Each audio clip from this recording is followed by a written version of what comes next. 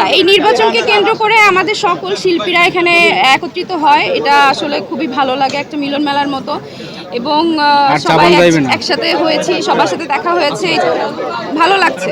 অবশ্যই যেটা শিল্পী হয়ে আমি শিল্পীদের কাছে প্রত্যাশা করি যে এখন তো কাজের সংকট অনেক বেশি, এবং সেই সংকটগুলো যেন কাটিয়ে উঠতে পারে সবাই চেষ্টা করে। এবং শুধু একটা দুইটা শিল্পীকে কেন্দ্র করে থাকলে হবে না, সবার দিকেই দেখতে হবে, সবাইকে নিয়েই একত্রিত কাজ করতে হবে। অ্যাকচুয়ালি এতদিন তো যেটা দেখছি আসলে সেটা কষাকষি, এই পক্ষ মানে দুই পক্ষ একটা হয়ে গেছে আমাদের শিল্পীরা আমরা সবাই সমান।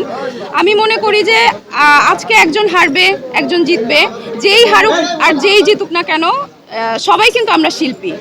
তো যারা জিতবে তাদের কাছে এতটুকু প্রত্যাশা করব, যারা হেরে গেছেন তাদেরকে যেন প্রতিদ্বন্দ্বী না মনে করেন, তাদেরকে নিয়ে যেন একই পরিবারকে সাথে করে নিয়ে আমরা সামনের দিকে চলচ্চিত্রের জন্য কাজ করতে পারি।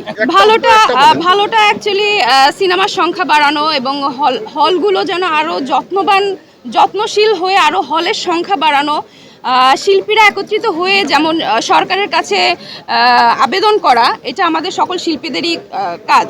তো যারা এই কেন্দ্র থেকে জিতবে তারা সবাই যেন এই হল সংখ্যা বাড়ানো এবং সিনেমা বাড়ানোর জন্য আরও বেশি পদক্ষেপ গ্রহণ করতে পারি। হ্যাঁ, গতবারও এরকম ছিল, সেম এরকমই ছিল।